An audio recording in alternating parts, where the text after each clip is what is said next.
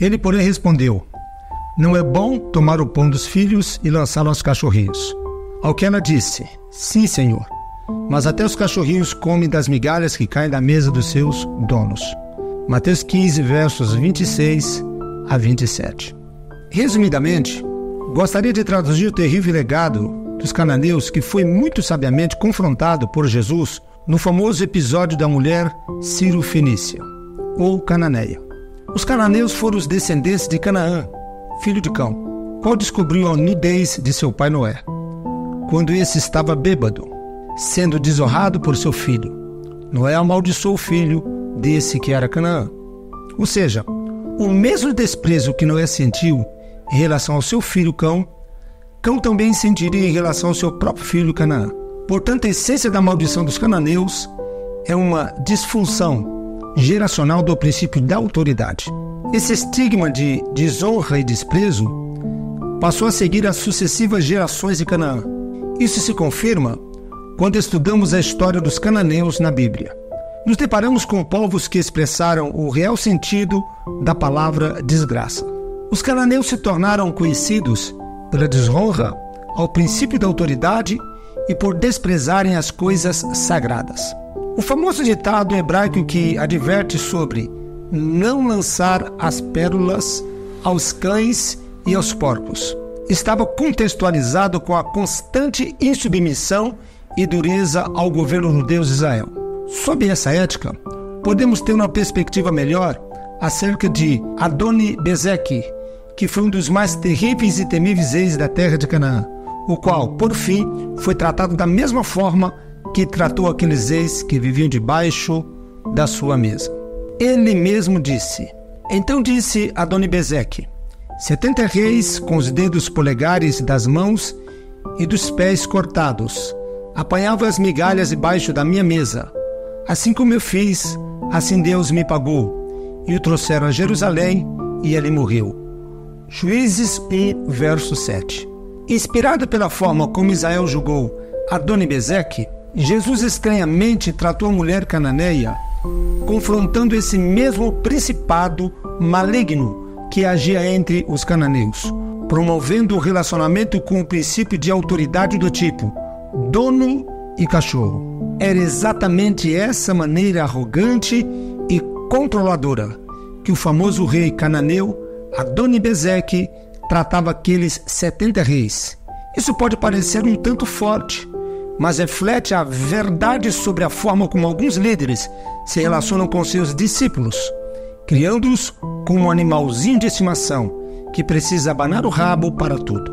O sintoma da infiltração desse espírito pode ser discernido quando o sucesso do líder se baseia no rebaixamento dos liderados.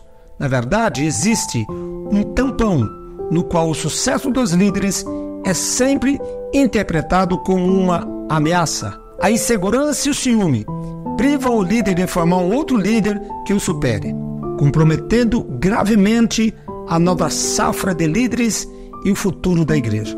Baseados em Juízes 1, versos 6 a 7, vamos analisar as características dessas pessoas subjugadas e as pegadas, ou melhor, as pisadas assoladoras desse espírito. Mas Adoni-Bezeque fugiu, porém eles o perseguiram e, prendendo-o, cortaram-lhe os dedos polegares das mãos e dos pés. Então disse Adoni-Bezeque: 70 reis com os dedos polegares das mãos e dos pés cortados apanhavam as migalhas debaixo da minha mesa. Assim como eu fiz, assim Deus me pagou, e o trouxeram a Jerusalém, e ali morreu. A Bíblia ensina que somos um reino de reis e sacerdotes. Aqueles homens eram reis, porém reis que foram castrados e subjugados, líderes de um potencial imenso que se tornaram passivos e encolheirados.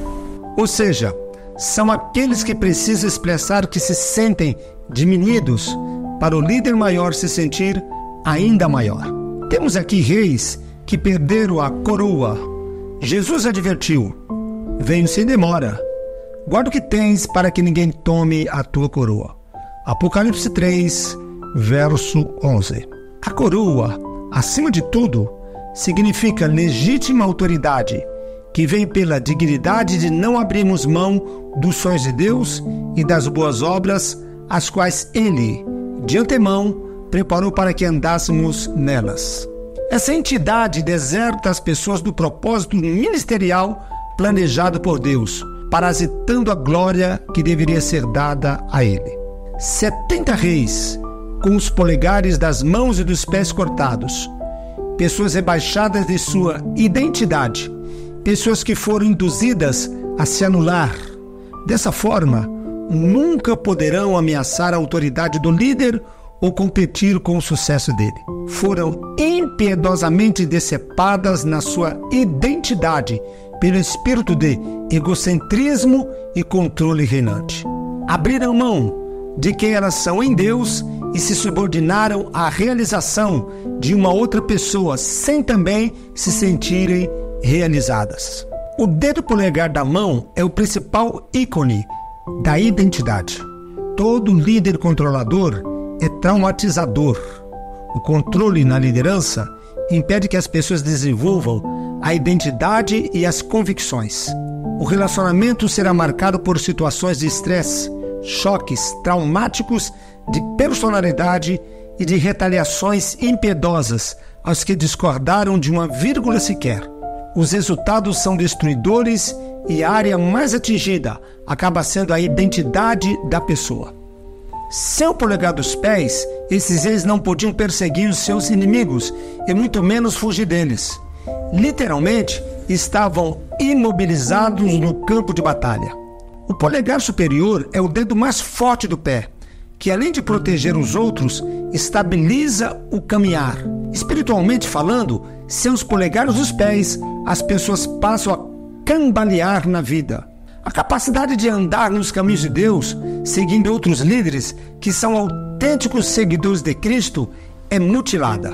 Essa mutilação produz feridas e marcas que alimentam a rebelião crônica, que desajusta a pessoa em relação a discernir e a andar nas pegadas abertas do Filho de Deus. Sem os polegares das mãos, um rei estaria simplesmente incapacitado de aterzar o arco e de segurar a espada, sem a firmeza necessária para golpear com suas armas. O polegar é o dedo mais forte da mão, que nos possibilita de agarrar as promessas de Deus, manejando a palavra do Espírito, combatendo o bom combate da fé. O polegar superior é também um símbolo de firmeza e perseverança ministerial. A mutilação do polegar se traduz, espiritualmente, como uma debilidade ministerial crônica que pode alejar o destino dessa futura geração de líderes. Castrados na identidade e subtraídos da destreza de manejar a palavra de Deus com integridade, revelação e coerência, muitos pastores têm perdido a mensagem, pregando o evangelho cada vez mais humanista e inimigo da cruz de Cristo. Concluindo, é importante pensar nesses 70 reis mutilados em contraste com os 70 discípulos que Jesus enviou para o campo. Adoni-Bezeque é um principado que se levanta para mutilar a vida ministerial da emergente geração de líderes. Entretanto, a miséria espiritual em que esses reis viviam de migalhas, pessoas castradas na identidade, perdem o equilíbrio, a firmeza e o espírito empreendedor. Ao invés de serem liberadas para o seu destino em Deus, ficam debaixo da mesa, prostradas em uma situação espiritual de subjugação. Muitas vezes, tudo em nome da submissão, que serve de pretexto para a imposição desse principado. Só quando Deus julga a ditadura humana e a idolatria dos líderes é que a palavra de Deus cresce e se multiplica. A grande marca da igreja primitiva não foi apenas o crescimento numérico da igreja, mas o crescimento qualitativo da palavra de Deus como resultado de um novo conceito de liderança implementado e praticado por Jesus. Deus abençoe sua vida em nome de Jesus.